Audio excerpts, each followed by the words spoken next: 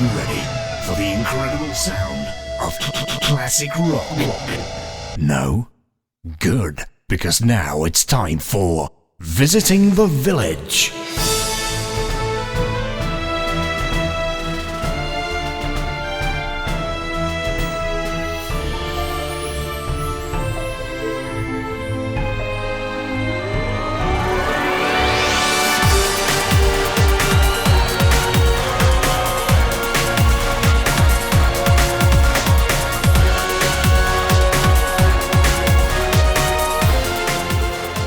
Hello and welcome to Visiting the Village. I'm Paul Kilduff Taylor, and joining me as ever is the cromulent Ian Hardingham. I am pretty cromulent today. Cromulent and unprepared to talk to you. Let's get out of this dungeon. It's the top story. Jim Sterling and others have criticised Blizzard's use of free-to-play style mechanics in Overwatch. Bear with me as I explain this. In the game, you receive a loot box every time you level up. You level up by just generally doing stuff. Loot boxes are essentially gacha-style containers full of random cosmetic items, things like voice lines, sprays, and character skins, which are the only desirable thing.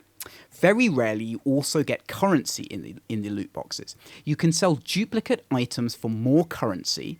The currency can then, in turn, be used to buy specific cosmetic items. You can also pay a lot of money to purchase more loot boxes, up to, I think, 50 quid for 10 or 15 or something like that. Total Biscuit highlighted designer Jeff Kaplan's assertion that the game is not, quote, progression-based, and defended loot boxes on the basis that they, quote, do not affect the game, whereas others such as Jim Sterling are saying that cosmetic stuff is an integral part of an online game, and that you have to engage with this very free-to-play-like matrix of stuff if you want cosmetic items. Do you think gacha and similar mechanics have any place in a paid game? I'm fine with this. I'm actually surprised this is still controversial. I thought Counter-Strike Go, not a free-to-play game, had kind of legitimized all this, that we were seeing an understood and respected way for big games like this to do free-to-play, to do marketplaces, which aren't just exciting for the shareholders, they're exciting for people as well. If I'm massively into CSGO, I like my weird red gun. Thank you very much. Don't actually mind that.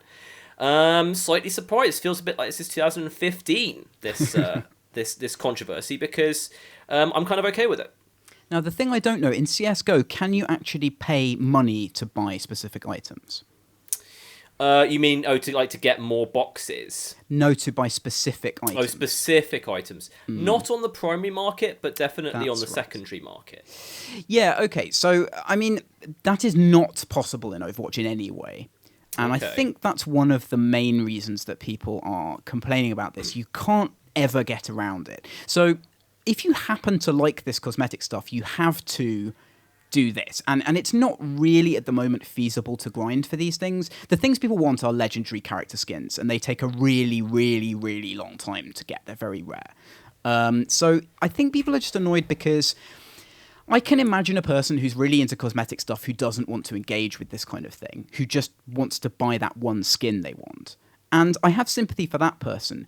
But for everyone else, I think it's probably just slightly, over the so top the whining. complaint is actually sort of not being allowed to spend a lot of money, is that right? I mean, so you can pay real money to purchase these boxes. Yes. Which I guess is what your whales would do. Yeah. But you're saying that the biggest criticism here is that I can't pay $200 for this thing that I might want. Is that right? I think it's more that that's the only reasonable complaint I can possibly find in that argument. Okay.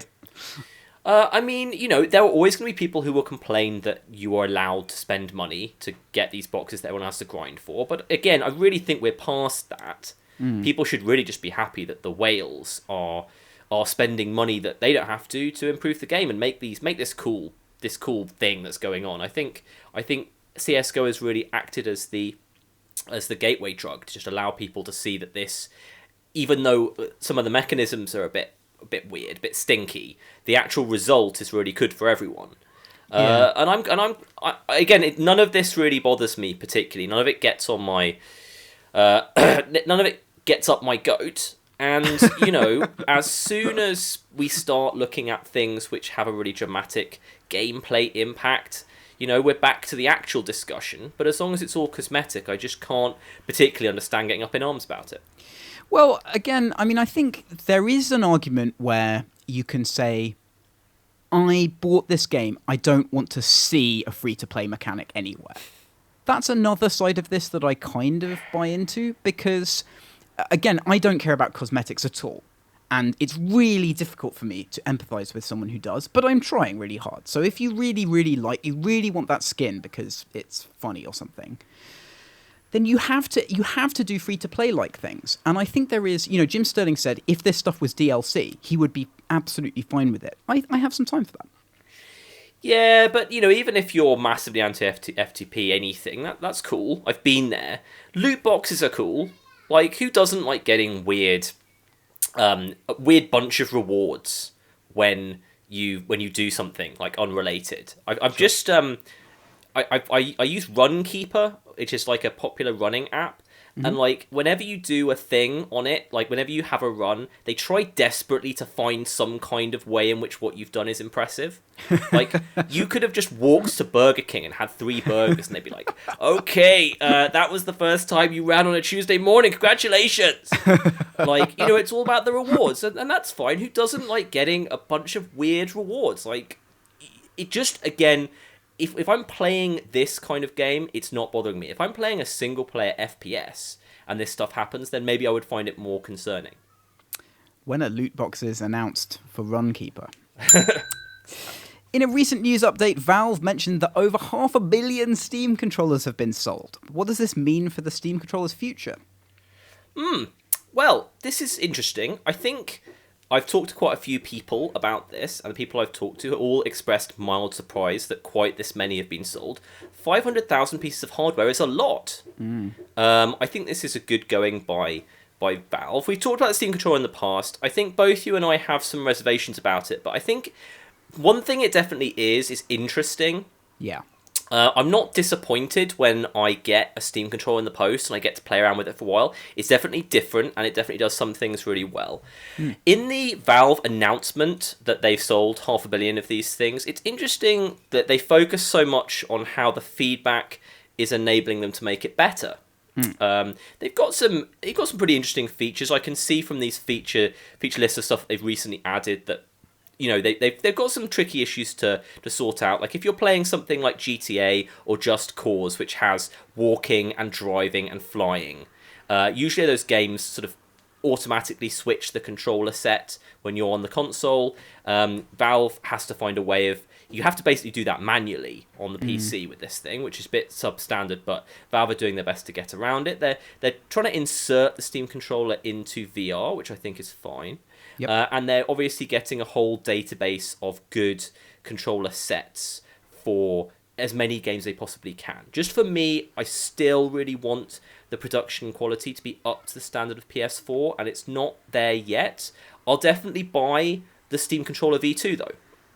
Yeah, I just like everything about this. It's good. As you say, some aspects of the Steam controller, I felt like they could have gone in a stronger direction towards this sort of non-standard mouse emulation thing, perhaps. But in all honesty, it's people buying this as a sort of novelty because it will give them the chance to game in a different way, and that's really cool. And controllers are something that always need innovation, need looking at, so it's good to have another player in the game. And it's Valve, as you say, they've got data, they've now got an install base, they can start doing their Valve things, which is always exciting to see. So yes. Yeah, they've been pushing it very hard. Yeah. They do loads of deals of popular new games. I think Dark Souls 3 was the last one I saw, where they give it.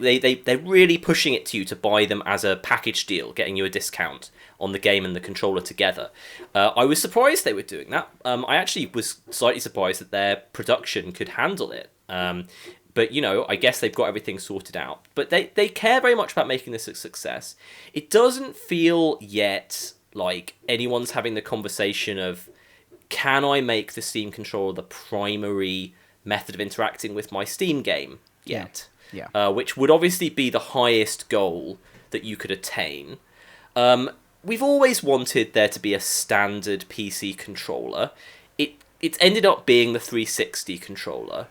And, we kind of, in some ways, it would be nice if the Steam controller was that.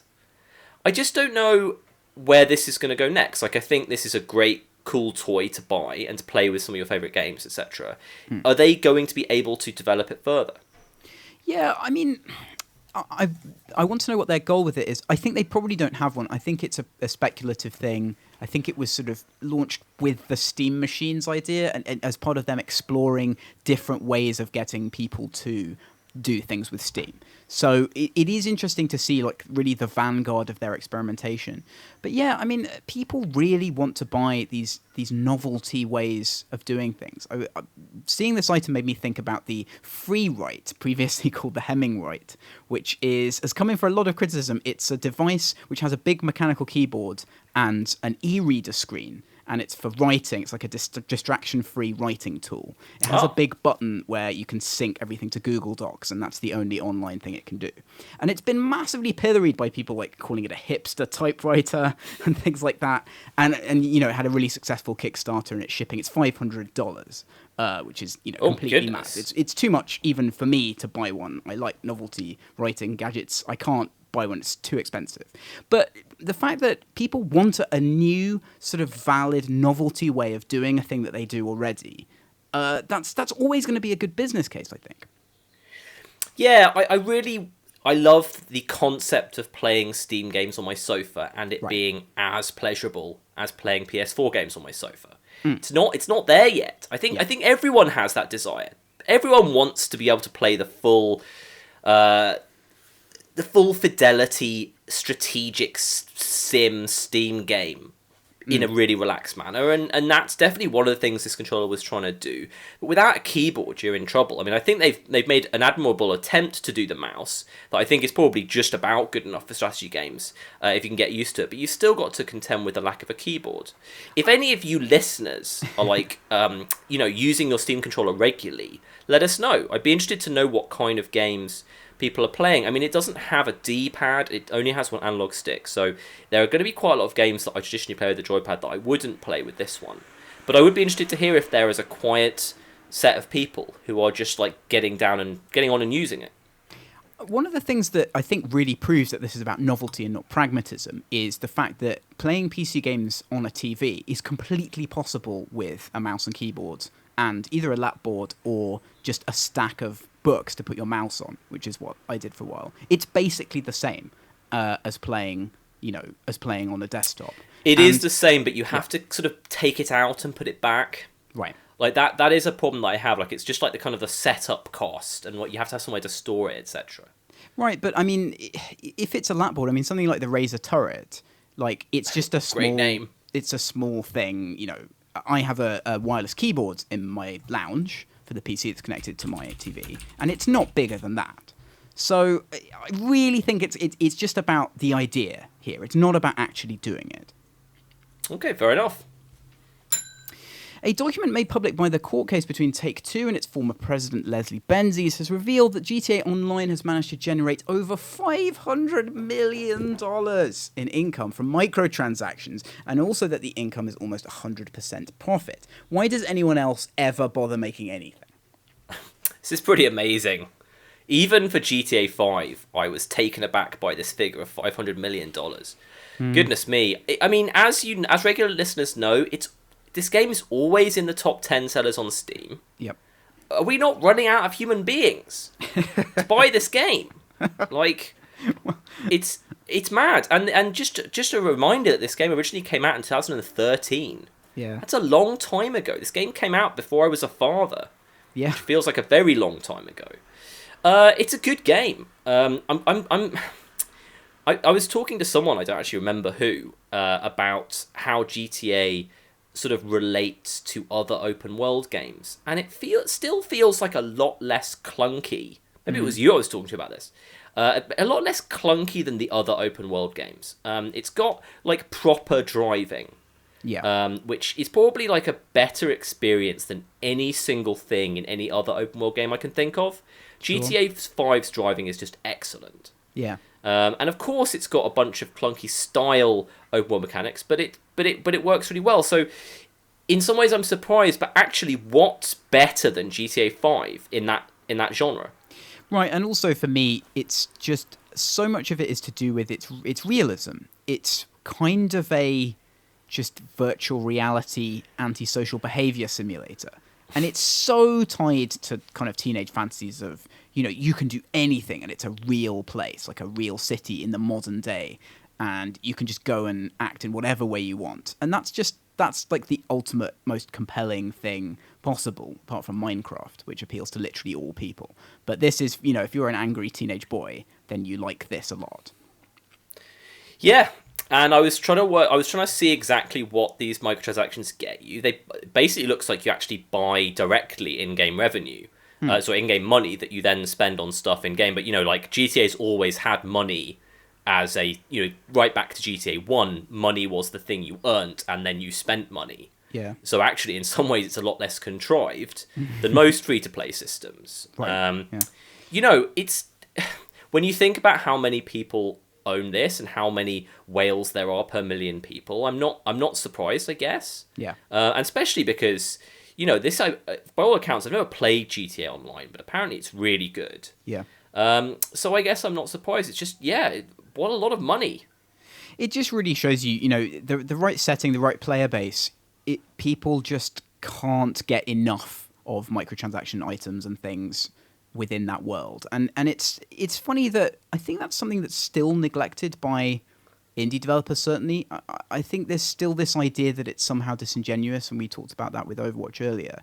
But it really isn't. If people are in that world, if you've made a great world, they want stuff in it, and they want to pay money for that stuff. Yeah, if I love something, I really want the developer, the original developer, if possible, to keep on releasing things for it, even if it's just aesthetic stuff.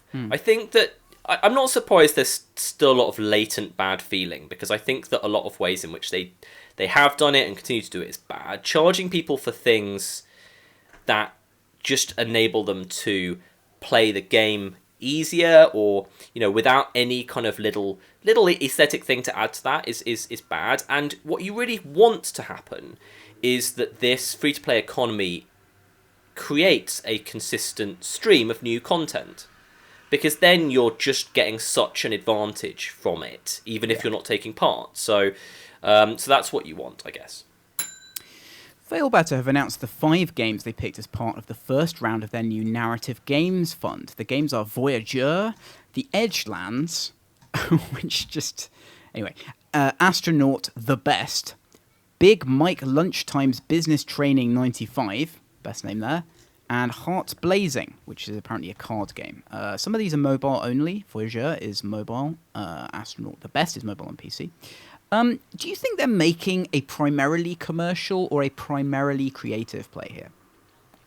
Well, we talked about this a lot when we first talked about Fund Better, the interactive fiction funding thing. I still don't know from these. I'm still unclear. These are more graphical than I was expecting. Right. I thought that this was sort of really predominantly quite straight interactive fiction, and one of these is a card game. There's quite a lot of graphics going on somewhere, which is maybe just an erroneous expectation from me. These are some pretty weird things. Yeah. The only question I have is, in a lot of ways, these 5 games look like something that I might play at the I've forgotten what it's called, but the sort of the weird games section at EGX. The Left Field Collection. And I guess the only slight disappointment I have here is what I was kind of hoping was that this would be funding games that I really hadn't seen in any kind of mainstream way at all before. Am I just off base with that? No, I agree. I mean, I think it's difficult. One of the things with interactive narrative is it's really difficult to understand what something is like before you play it. It's exceptionally hard because of something to do with how the visual stuff is presented, and also because a lot of the depth in those games is going to be a result of how your experience is played upon by narrative and so on.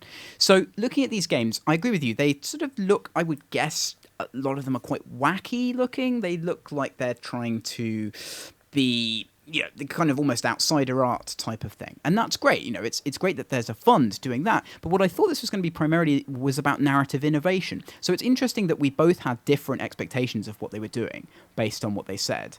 And I think probably what's happened is they've gone into this quite an open way, and they've just picked 5 things they think are cool, and they're funding them, which, to be honest, is actually not a bad way of putting together a small portfolio of stuff.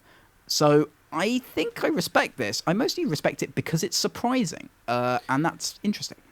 Yeah, and they've got, I think, a lot more money to spend from their original fund. And, I mean, I think you probably put it pretty well with innovation in narrative stuff. And yeah, I agree. That's not what's coming through to me with these descriptions. But I'm still going to watch this with interest to see what the next batch are like. Certainly see what these end up being like. Yeah. And I still think it's kind of secretly one of the more interesting things anyone's doing. I agree. It's definitely interesting. Like, these are not games that generally would get a lot of attention otherwise, I think. So it's going to be really, really interesting to see if this kind of approach to that, funding a lot of these, and none of these games can be expensive. I mean, looking at the game and the scope of them, I really doubt that any of these have a very large development budget. So funding games that don't need a lot of money to make, that are really intriguing, is something that I think is a good play. So, and they're doing that. I may not necessarily agree with those choices. None of these would jump out to me as obvious, big selling games. I wouldn't sign them. But it's going to be really interesting to see what happens with this. Yeah, I agree. It would be nice to know what their internal selection process is. I mean, maybe it's as straightforward as just whatever catches their eye. I share your doubt that there's a very, very much commercial thoughts going into this. Voyager, Yep. which is about this fast and light device that only goes one way, so you can travel to distant worlds, but you can never go back. Yeah. That did strike me as like possibly something interesting you could do narratively there. Although probably not hugely innovative. But there you go. Let me revise what I said. I think I wouldn't. These are not games that I would immediately want to sign on a first impression. Is what I meant by that.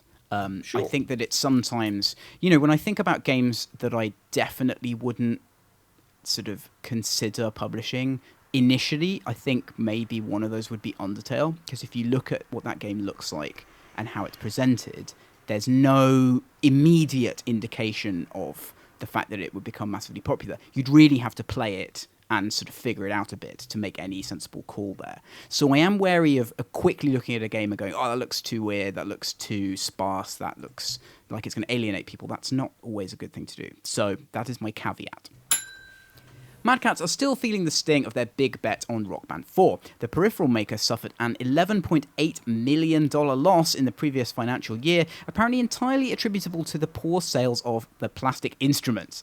The company is also still sitting on an $8.3 million worth of stock and only has a couple of months in which to sell it before they lose the license, meaning that next year's financials probably won't be much better. Seems like they lacked peripheral vision. Hey! Very good. Thank you. Clap, were they clap. wrong? Were they wrong to bet so heavily on Rock Band 4? I guess yes. I mean, obviously the results would say they're wrong, and I think when you look at why this happened, I think the reason why I'll say it's wrong, and you can refute this if you like. I think it's because it looks to me like they possibly can't actually afford for this to go wrong. This looks like they made a properly huge bet, and it went just about as badly as it could possibly go. Yeah. I think Guitar Hero didn't do much better, but it certainly had to go against Guitar Hero. And yeah, I'm going to say that this was a bad idea. Is this a past performance fallacy? So they saw how well those games did for them before. They saw that after a gap, there was a new one coming back. And they went, this has to be a surefire thing. Yeah, I mean, it's easy to see why you make the bet. I mean, yeah. I think that when we first announced on this podcast that these games had been announced, I don't think we instantly said, this is definitely not going to work. No, absolutely not. I wouldn't have necessarily shorted stock in these companies when their announcement came out. No. But certainly we had significant doubts, and And again, I think it was basically as bad as it could have been, probably for both of these companies. Like, given how big a brand this is, given that you get to also trade on music IP, given how huge this was, given the fact it's been a while, it's hard to imagine this being much more of a flop. The world had moved on in a way that often people predict the world's moved on and then are completely wrong when something ended up making a lot of money. I think this sounds like it could kill Mad Catz. Poor Mad Catz. Yeah. So there you go. I don't want to sort of scream and shout about this being a terrible decision. I really, really don't. I think this is a completely understandable business mistake. And betting the farm on something like this, sometimes that's what you have to do. You know, they would have seen their glory days were during the previous, you know, heyday of music games. You want that to be true so much, and you would have all of those gut feelings of like, we just need to put everything into this and then we'll go back to that.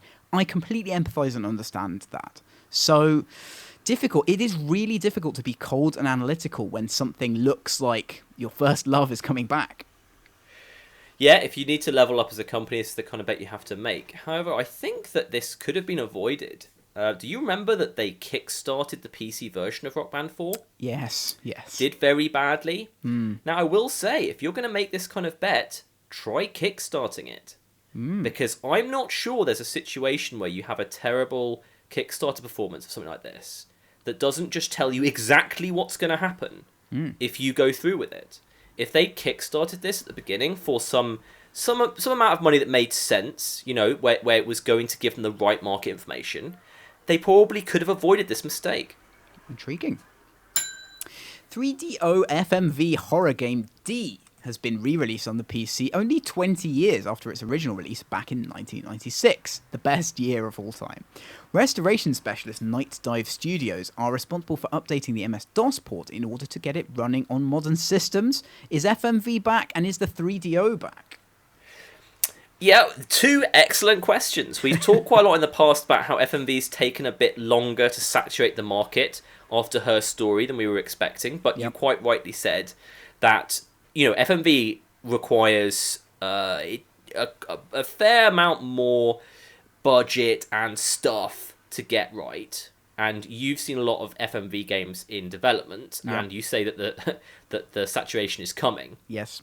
But really the reason I wanted to talk about this is just because I think the 3DO is the next sort of untapped old console, and I feel like there are probably sort of 10-ish weird games on the 3DO that could cope with being ported to Steam. You know, they've got a really quite different version of Aliens vs Predator on the 3DO.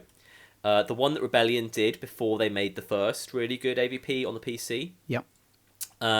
So, you know, why wouldn't people do this? People want to put content on Steam, that's for sure. I really like the different approaches people are taking to this great legacy of games that we have now. So Night Dive, what they do is they go back and they just license and remake stuff. Or, you know, they just get the license to it and put it on GOG. So they did that with Terra Nova, for example, which was a fantastic game that wasn't on GOG for ages and ages. And this really excites me as a business. They're doing the System Shock remake. I'm pretty sure that's them. Yes, that's what it says here. Right. So, I mean, that's just absolutely brilliant. What a great business this is. It's really, really clever because they've just seen how well these old titles do. And all you need to do is go back and get them. And license them, which is something that someone who knows about that world can do very easily. A lot of indies are kind of inspired by these old games, but they can just literally march up and take them. Brilliant idea.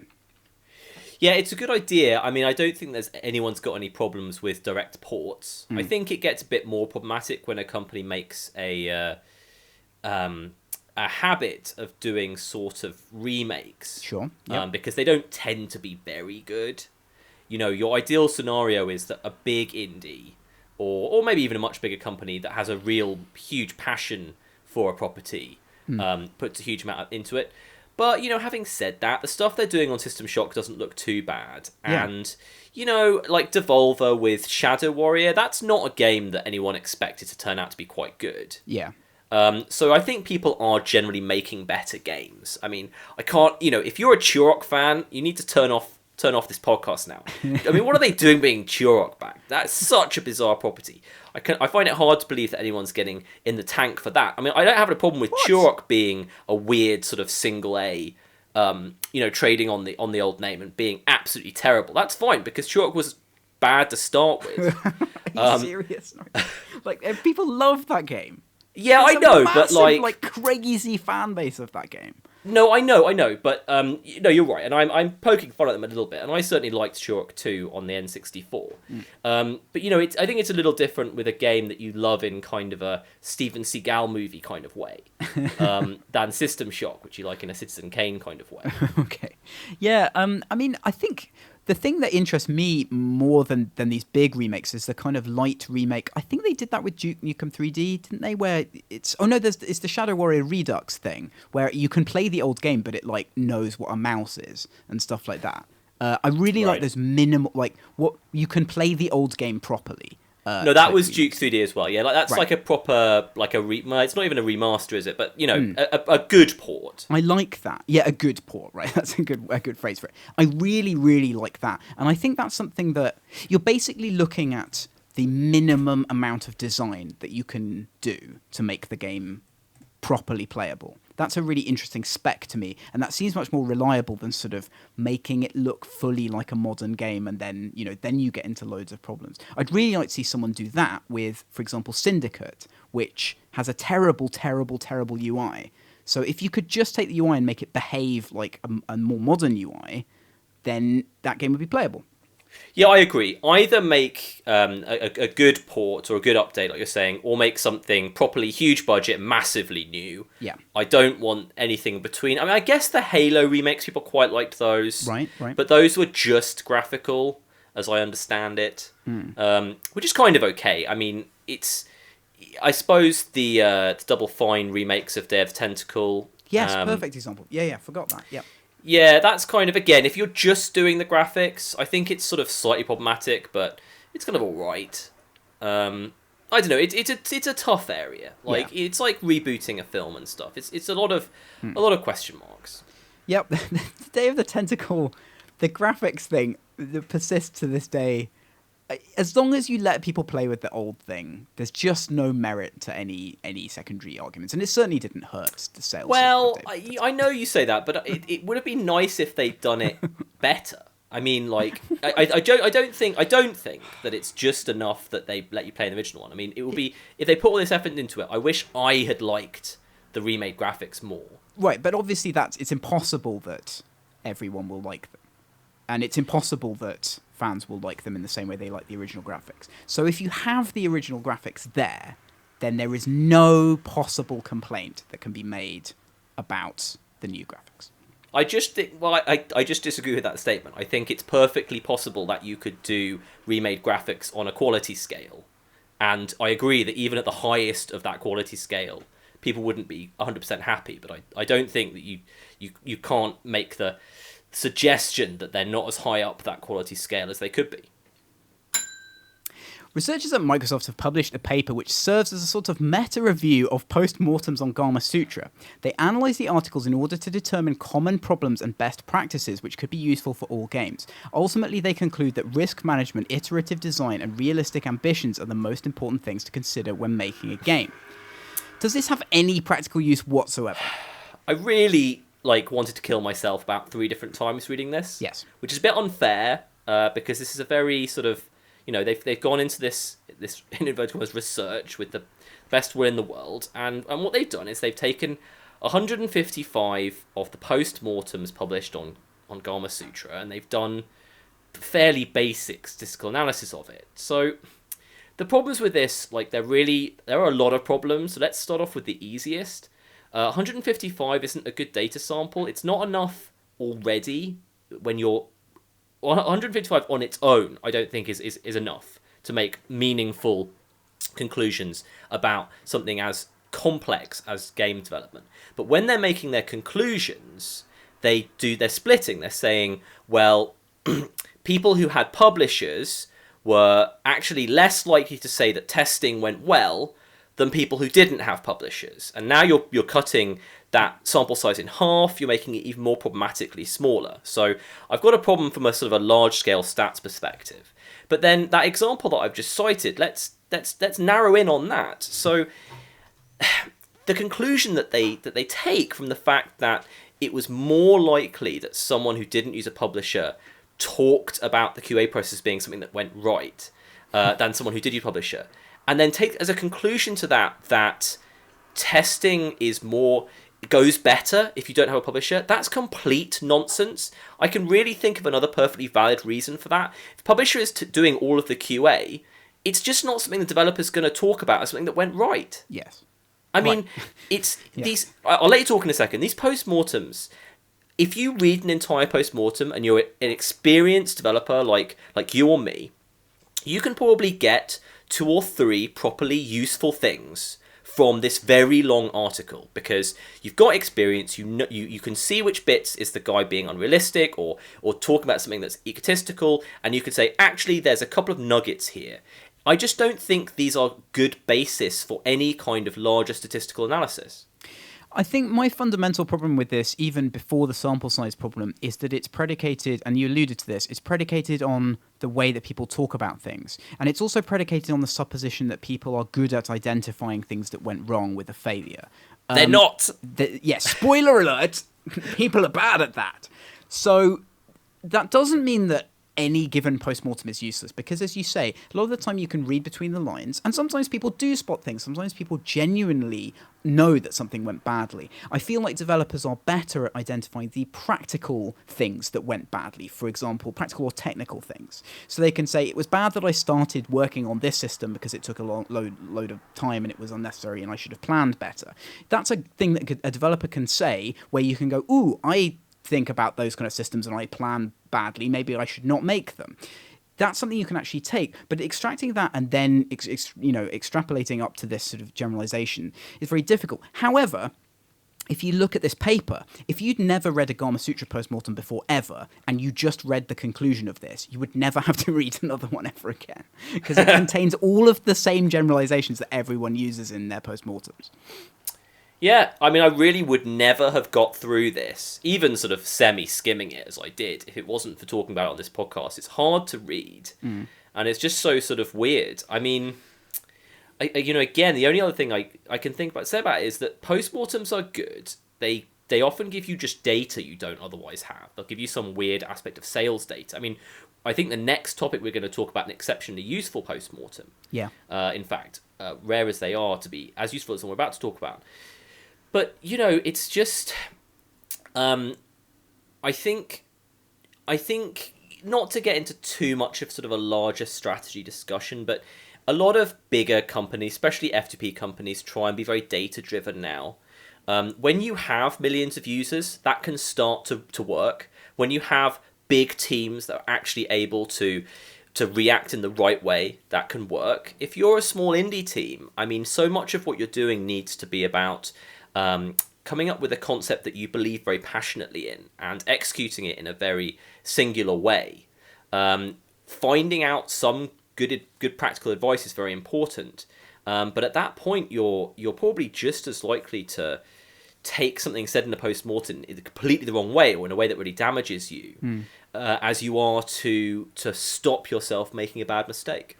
One thing I like to talk about with mathy and sciencey people is the some data is better than no data conversation. Because I think in medicine and things like that, if someone has an illness and the study comes out that says, hey, this thing might help you, and it's a very small study, then that person might, pay attention to that and they might try that treatment or whatever if plausibly it's not going to harm them. And that's better than just doing something, hitting yourself on the head with a rubber hammer because someone on the internet told you to do it. That is obviously a better decision-making process. But then equally, if you have something that's statistically very poor and you believe in that and follow that, that can lead you to make all kinds of terrible suppositions that are based on that. There is a thing recently about lots of studies that cite other bad studies and that being hard to detect. So I find that topic really interesting, and game data, especially game development data, is really problematized by all of that stuff. Yeah, trying to find...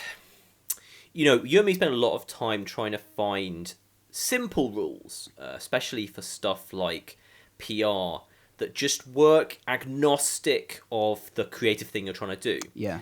Because as soon as you start trying to analyze what works creatively, you start, I think, you're in danger at each step of undermining the thing that you're creating. That's not to say that you should never try, but the best thing is when you can find things that are just true. Like, you and me can argue for a long time about how buttons should be arranged on a page, but there are some aspects of UI design that just don't have an impact on the aesthetic of a product. And when we can find something like that, that's really good, because we can say, this is one of those things that we don't have to worry about. This is just good practice and we can do it. Yeah. But, trying to just... the amount of years experience it takes to read a post-mortem and get something good from it is really high.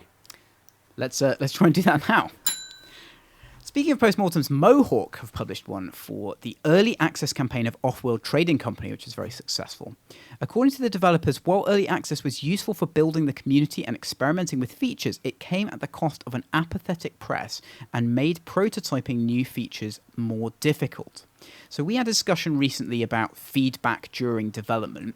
My first question is, do you feel that these assertions conflict with your views on that?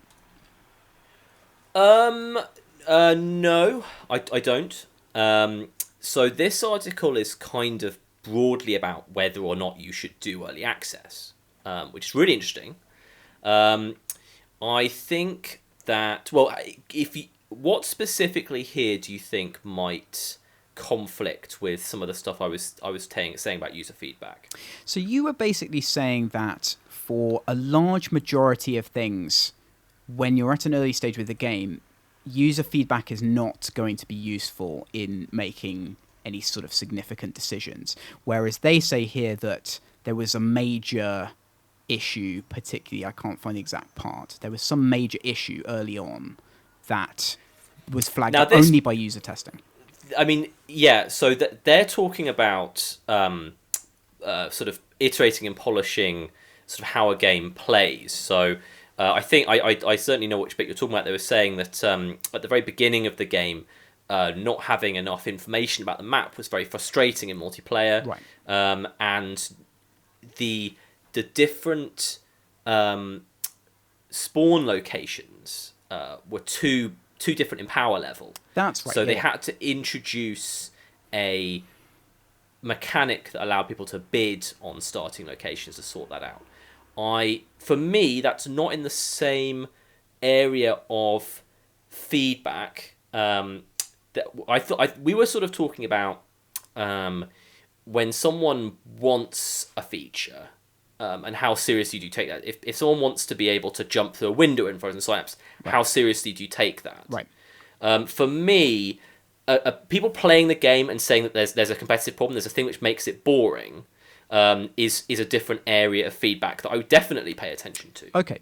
Yeah, that's qualitatively different. Yeah. So I think we need to talk about early access again. Can we talk about this idea that seems to be percolating that you still only get one launch? Yes, we can. And early access is that launch, because I'm interested by that. So this is primarily a PR point, and what people are finding with some games is that if a game is quite anticipated, the press reports the early access launch like it's the release, and then will not cover the game again until the 1.0 release. And that is different to when a game is in development and you can do multiple preview stages and release stuff. The press kind of have this weird relationship with early access where they still don't know how to handle it, and this has been evolving over time. So they don't want to do another preview. They don't know how to report on development stuff if the game isn't already successful, because by then they kind of feel like that should be proven if it's already on sale. So they just don't know what to do, so they do nothing. And then launch rolls around, and it can be really difficult to get them interested again, certainly if the game is not substantially different from what you released in early access. So that's the problem people are talking about. Right, so basically the interesting thing there is the idea that you can fail in early access. Yeah. That if you don't hit your proper notes, that's interesting. I think that so we had decided, you and I, that we were probably going to release Frozen Ups 2 on early access as its first beta launch. Yep. This post-mortem suggests that we should re-examine releasing off Steam first. Yes. Because people on Steam will give you bad reviews, will generally be ruder about your game. Depends a little bit on what state your game is in. Yeah. We have a lot more... I hope this doesn't sound too weird. We have a lot more experience than these guys in doing early access stuff. This was their first early access game, I believe. And it was kind of a report on how they found it. So some of the things that they found are things that we do well. But yeah, I certainly think we need to re-examine the possibility of launching on our own portal first. Yeah.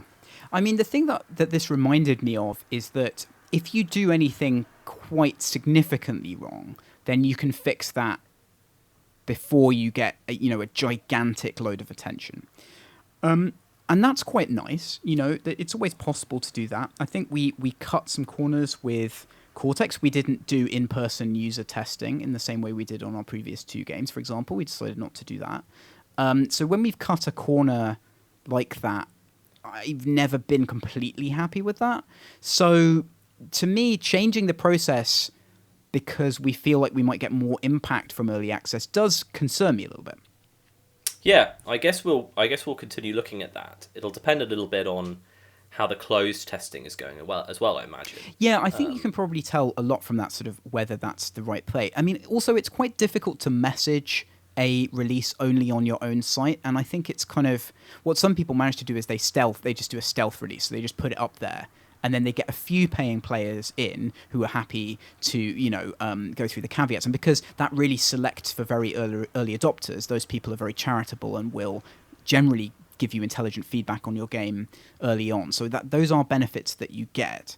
So, and whether with early access, you do your press push and you get a load of attention. So it is akin to launching in some ways. Yeah, right. And we also have, because we have a large mailing list of people who really like our games, that's another reason why you might want to release on your website first. Now, I think the thing that I'm getting most from this article and the problems that they're talking about is I wonder if we're starting to see a problem with being in early access for too long. Yeah. I'm wondering if... Obviously, the ideal scenario is that you go Prison Architect and you're one of those fantastic games, which in some ways we aspire to be. I mean, Frozen Synapse 2 is a big game, big sim, big proc-gen game. Yeah. And you spend a lot of time just making this game better as people are playing it and loving it and passing it word of mouth. So that's a really important thing to aim for as a possibility. If that's not going to happen with your game, and certainly with a game like... And I don't want to be critical of Off-World Trading Company. It sounds great. People love it. It's based on a weird old IP, the Mule game. Yep. It's really unique, and I think it's really sort of broken the record of what you might think a game like this would sell, partially because of the big Civilization links the team has. But it's also not... it feels quite a polished, quite a sort of mechanically pure game as well. Not one of the bigger, more sort of spurty games that tend to do better on early access. So I'm trying to just getting around to the point, but I think maybe with a game like this, you might want to try and keep your early access to 3 months, because then maybe you can have sort of a 3-month sort of rolling campaign. And sort of perversely, even though this is less likely to be true, I bet journalists will feel that there's a bigger possibility that your launch product is significantly different to what they've seen than if you've been in interminable early access.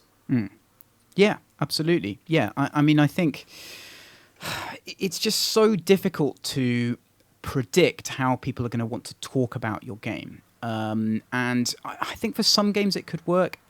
This early access launch is your launch thing. I think it really happens most with games where people's sort of attention span for it is very limited. Like, they don't want to have to think about the game that many times about whether to decide to buy it or not. So if your game is like that, then I can really see how early access can be bad. But for a game in which, you really want to be building it up over time, then you still have to have a big early access, but your launch should be noteworthy as well. I mean, if you condense the Prison Architect process, launch was extremely noteworthy for them, as was the early access launch, and I guess that's what everyone is really aiming for. That's just a hallmark of a successful game now. Yeah, I guess keep people talking about your game at all possible opportunities. Certainly do previews before you launch early access. Yep. That's a time when it's exciting to do previews for your game.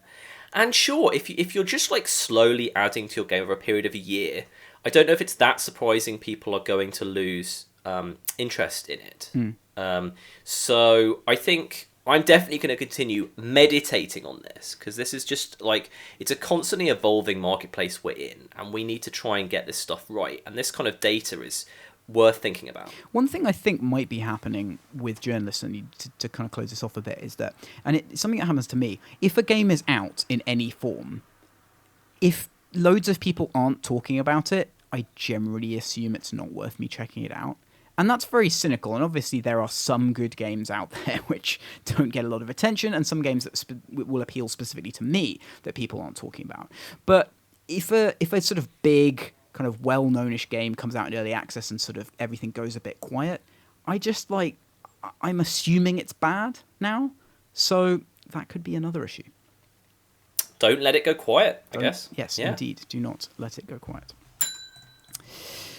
Blizzard have announced that players will soon be able to use their Facebook accounts to log into Battle.net in order to play games such as Overwatch, Hearthstone, and StarCraft 2. Apparently, the company is also working on enabling live streaming direct to Facebook from inside their games as well. Is this a threat to Twitch?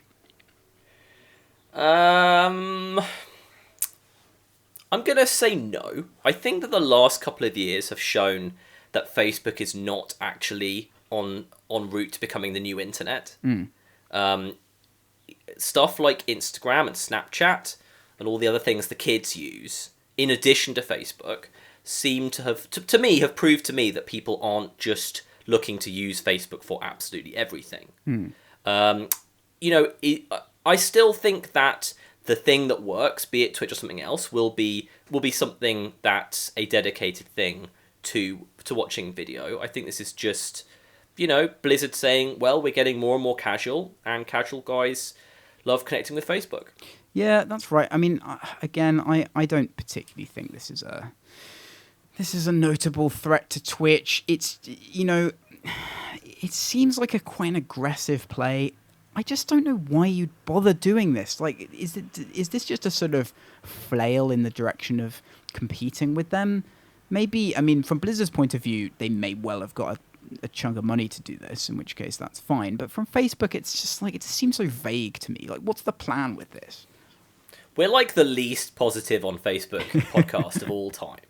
Like, we're just so down on Facebook.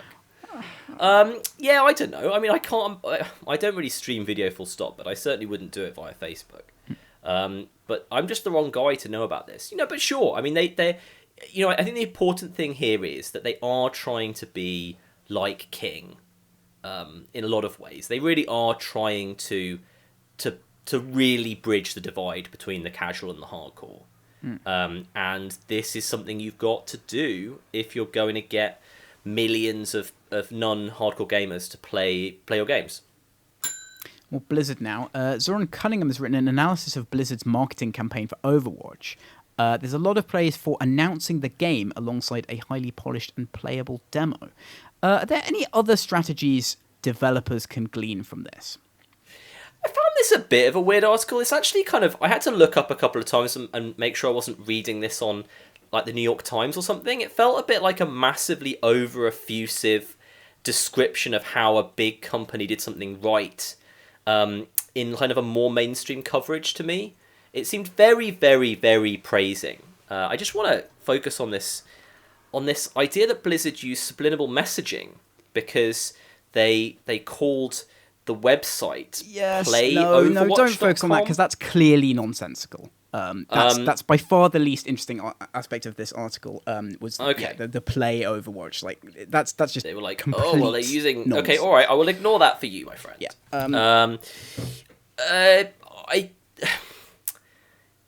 I found it hard to glean much else from here. I mean, we know that you should have good videos and that you should spend a lot on marketing those videos. Video is the new everything. And of course, Blizzard know how to make great videos. What did you get from So this? I'm really baffled by this. Everyone I show this to is like, oh, this is just like Dan Galopoulos just called it hagiography of Blizzard, which it probably is. Like everyone's just saying, oh, it's just praising Blizzard, and there's nothing in here that's useful, and that's like completely the opposite way to how I reacted to this. I think this is fascinating. Yes, it's very, it sucks up to Blizzard. Who cares? Just ignore that. So I think announcing a game with a playable beta is that's a kind of a revolutionary thing to do, right? Like we've talked about that. Is that the Beyonce album drop of games? So Wow, the first good thing reference. they've done is that, and they did it at an event, and then it wasn't playable outside the event. Now, to me, that's really interesting, and I think that an indie developer could do that. I think that you could set up a big thing at an event and then just take your game away. That's feasible with the budgets that indie developers have. And that's just one of the things they do. So another thing they do here is they made a cinematic narrative trailer. There's an indie analogy to that, right? Like a flashy trailer. And a gameplay trailer. Released them at the same time. And the gameplay trailer is this really interesting mix of, it's a narrative of an Overwatch match where it focuses on each character's ability and has a little animation for them, and then switches into first-person gameplay. It's a really brilliantly constructed trailer. I don't think I've seen a trailer exactly like that before. So to me, and it's full of those points all the way through. So what I want to know is, like, why are people bouncing off this? They're not even slightly taking anything on board from it. Well, I'm glad that you are able to see through. I do think that there's quite a lot of problematically. So I think there's a lot of nonsense in this, and a lot of like just straight hyperbole, which kind of just turns people off to seeing if there's anything useful in there. Because I mean, at least 50% of this is complete nonsense. Like it's What just does sort of. that even mean? Like, I'm not talking about. Well, people who really care about marketing don't want to read the sentence. Amidst the pandemonium, some of the more savvy bloggers and journalists were taking odds on potential announcements. World of Warcraft 2, a novel of Diablo 3 expansion, Blackthorn returns, ? Like, that's not teaching me anything about PR. That's just like, it's just like boring fluff. But that's literally what happened, and also that's not what this is about. Like, that's just a sort of florid expository paragraph. Just ignore it. Again, it's good that you can see through that, but I think that I certainly reacted very badly to this. I Anyway. think it's because people just don't want to take on board ideas. I think that, like, about marketing, because they just assume that everything that a big company does has no analogy for them. And I just think that's wrong, and it's really, really pervasive among indie developers. They always go, I don't have enough money to do that, instead of learning an actual lesson. I think you're conflating two issues. You're definitely right with that. I don't think that's what's going on here. I mean, the next sentence is, this is a jumping off point for what would become one of the most brilliantly executed PR campaigns in gaming history. That's such hyperbole. Like, I'm just closing the window at that point. Why can't we have it's a hyperbolic fucking marketing article? Like, doesn't that make it interesting to read? Are we not allowed hyperbole? It makes it less likely the content is going to be like easily for me to be able to get like the important information from it. If they're saying, if everything's hyperbole, it's hard to work out. It's honestly here hard to work out what is true. Like, it's hard to work out what the actual facts of what Blizzard actually did knowingly, and what has just been framed as the narrative of this article. Well, it's marketing. No one can separate that out. So you have to look at the individual things that were done. And it's just... Yeah, all right, but as this author is obviously so unbelievably taken and is obviously eager to say anything that went right was their intention, then it just means that, like, it's just like an unreliable narrator at that point. Like, I've got to try and work out what they did, which is already hard enough. But given that literally nobody can make reasonable speculation about that, then it doesn't matter to me. I'd much rather... I just don't think it's an objectively written piece. No, of course it isn't. It doesn't have to be. Well, I think you can have an objectively written piece about PR. Sure, yes, the piece is badly written. That's the thing. Like, everyone's completely obsessed with that idea. And I think it's very much linked to their inability to actually look at a list of things that have happened and think, what could I do based on this? Because they're buying into the hyperbole. That's a problem. And I think that you're definitely right as well, that people, regardless of the writing style, are likely to think that anything Blizzard do is something they can't do. I think you're absolutely right about that. I'm really super glad that you're looking at the specific aspects of what they've done with trailers and thinking about how we can do that, how other indies can do that, because I think that's great to do that. So that's just great. I mean, I was struggling a little bit to find anything in here that that was like a medium level idea. You know, we talked about the high level ideas, and we talked about the sort of the execution. You know, unless you want to think about the subliminal messaging, there's not sort of many mid-level tricks that I sort of thought, okay, that's something we could actually do. But yeah, I mean, I love the idea of going to a show and having a playable thing as part of the first announcement. I do think that's great. I mean, I do kind of think you need to have I think you do kind of need to be Blizzard for that to be very impactful. I mean, because like most people come to shows and they play a game and it's definitely the first time they've ever heard of that game. Sure. I mean, just looking through this, it's uncommon for any developer to give such extensive footage of gameplay before a game is released. Like, again, that's hyperbolic. But one thing that indie devs do is they certainly underplay raw gameplay footage. I think a lot of people worry about showing it. You know, we've talked a lot about the tests we've done on trailers which show that you need to show more raw gameplay footage. So I think there's a really important lesson in there.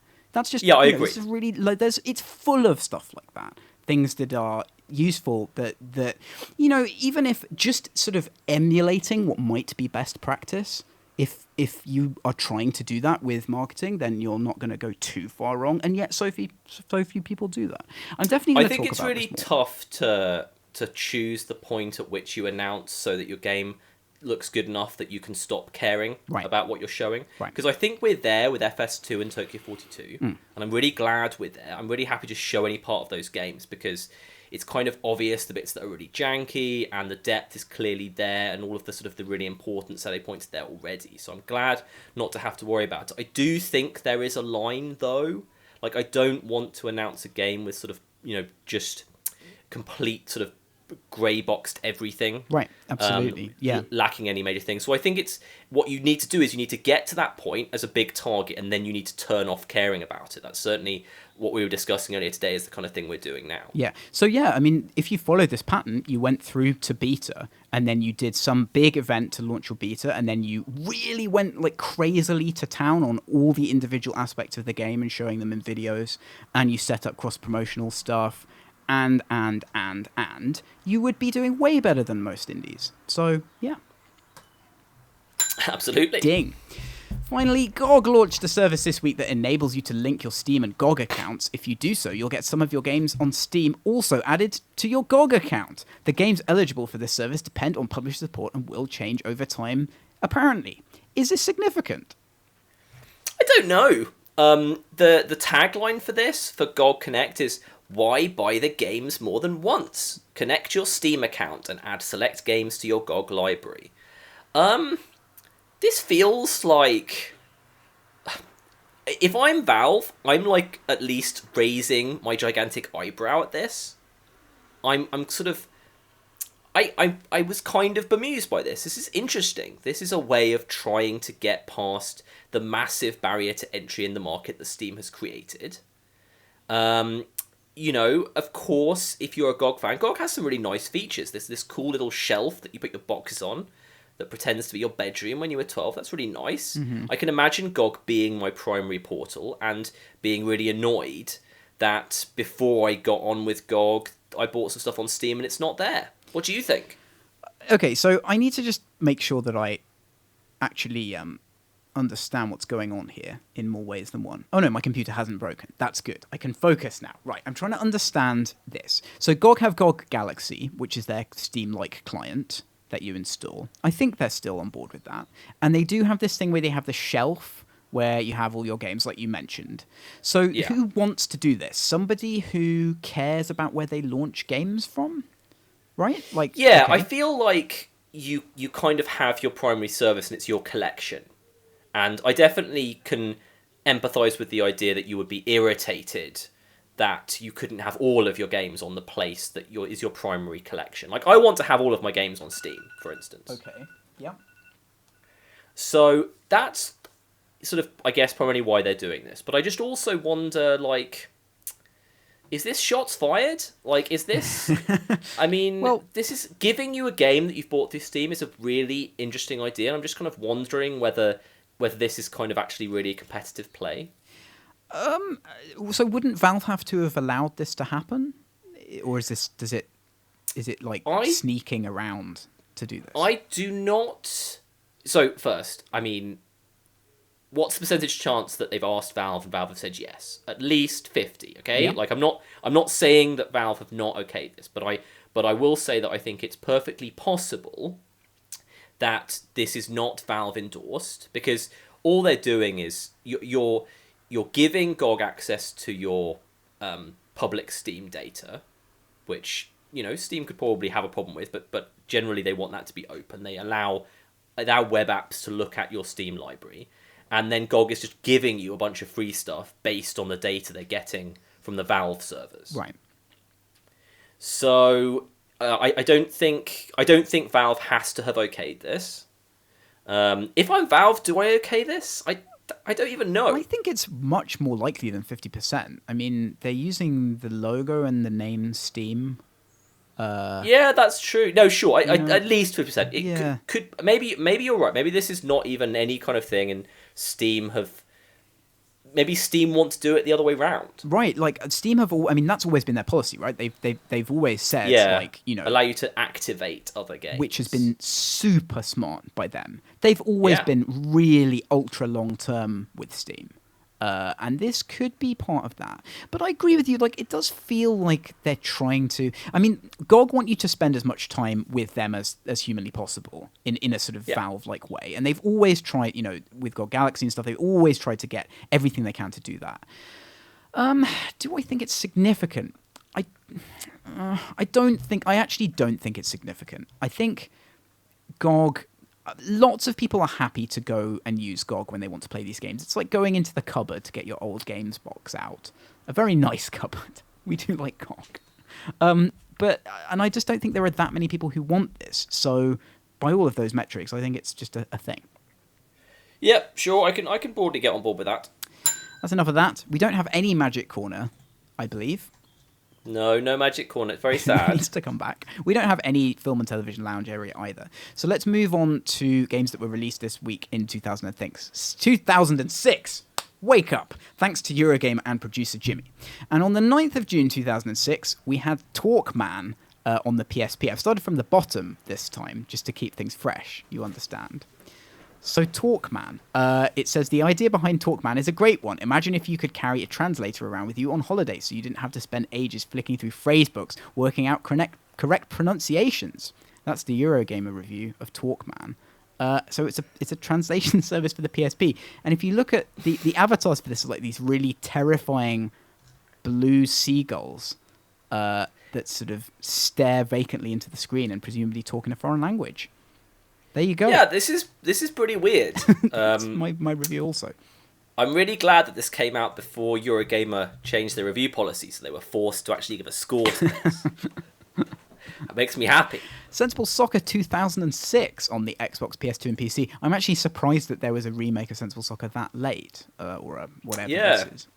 Pac-Man World on the PSP. It wouldn't be this feature without Pac-Man. And Namco Museum 50th Anniversary on the GameCube. It's an arcade collection. Lara Croft. Thank goodness. Lara Croft Tomb Raider Legend on the PSP. What was that? I don't actually know what that is. Is that just a PSP specific I think Tomb Legend Raider? was like Tomb Raider 5 or Tomb Raider 4 or something. Okay. I didn't play it on my PSP, so... Ground Zero Genesis of a New World. This looks really weird. Wow. It looks like Jagged It's a Alliance. bit like Maya. It doesn't look like Maya. It looks like Jagged Alliance. One of the screenshots did. We're obviously looking at something different. It really Yeah, looks like Jagged Alliance. I'm going to keep saying It's in that German, yes, it does look until quite you like agree Jagged with me. Alliance. F117A Stealth Fighter on the PC. Now, I don't think, if you're going to name a plane, I think it should have fewer characters in than that, because that is just so Yeah, you tell him, man. this is the cool like thing that looks like a triangle. That Stealth Fighter. It's a Just Flight game apparently. Triangle plane. And now we catapult ourselves gleefully into the present with the top 10 UK Steam games, and at number 10 it's Doom. Number 9 it's Grand Theft Auto 5. Never knowingly out of the top 10. Number 8 it's Hacknet at 50% off. Hacknet's a really interesting game. You should play it. Number 7 is Arma 3 Apex, which I don't know what that is. Is it DLC? Nobody cares. Number 6 is YouTuber's Life, which is still sticking Still around. there. Yeah. I don't know if there's been a more depressing game in the top 10 for 2 weeks. I was just going to say than I that. like YouTuber's Life. I think it's really, really cool. Counter-Strike Global Offensive at 5. Dead by Daylight. Number 4. I wonder if zombies are involved in that game. I think that's a safe bet. Number 3 is Watch_Dogs Complete, 70% off. You have to go on sale when you announce a sequel. Number 2 is Total War TM Warhammer registered trademark. Number 1 is Hearts of Iron 4, just released. Paradox own win again. Everything, absolutely everything. Now, congratulations to them on their IPO as well. And now we move on to listener questions, and from Gimbal B. He says on Twitter, "Is the F2P business model an evolution of the demo?" This is based on a sort of conversation we had earlier. I don't think it is really. I think it's something else that has come from somewhere else. And demos were always these really weird things. I mean, you could say it's got some relationship to shareware, but shareware was kind of almost the opposite of a demo in some ways. Yeah, I basically don't think it is an evolution of the demo.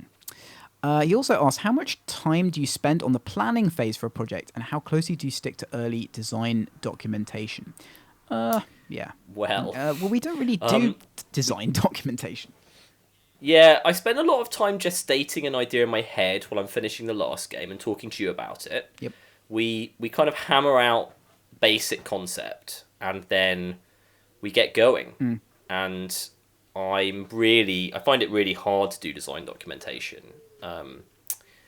I trying to do it more in an intelligent way. It really doesn't work very well with my process. Like I want to make a game that's I always want to make games that have very big scope. And then I need to get in and sort of work out how the mechanics are going to work. And it just hasn't been something that I've been able to get along with. And certainly that has caused problems. I think so we'll see how we do with it next time. time. Of what we do is based on a very free-form, iterative early phase. And then things like a budget and schedule, which we are spectacularly bad at keeping, always happen after that. So, yeah, we tend to be quite good at sticking to budgets and really bad at sticking to schedules, which at least is better than one half of the games industry. So there you go. Yes. Binster asks, who is the sexiest Overwatch robot? And that question will not be dignified with an answer. Matt Turvey asks, what is your favourite VST for your nervous test pilot tracks? It's changed over the years. I still use V-Station more than is natural. V-Station is like the talk of VSTs. It's really old. Nobody uses it anymore, but I know how to do absolutely everything in it, so I use it every time. What else do I use now? Spire I still really like, is really good. Silent I still use quite a lot. VSTs. Will we see Dat Boy hosting with you and Ian at any point in the future? I think he's referring to Alex Hayes or the frog meme, and I don't think either of those two things will be hosting with us, although we should get Alex Hayes on at some point. No, indeed. How will Oxford do now they've been promoted? I forgot this question was in here. I was going to look up Oxford United facts. I know that Danny Hilton has gone. He has now been traded away. So I think that's a potential spanner in the works. But I'm going to actually watch games this season, so we'll see. Matches. Wow. Matches. I have no opinion on this, I'm talk afraid. about football correctly. That's how bad of a football supporter I am. That's enough of that. Thank you very much for listening, and we will see you next time. I'm Mode7Games on Twitter. He's Ian Hardingham. Goodbye. Goodbye. That's it, children. Time for bed. Don't forget to pay us a visit at www.visitingthevillage.com.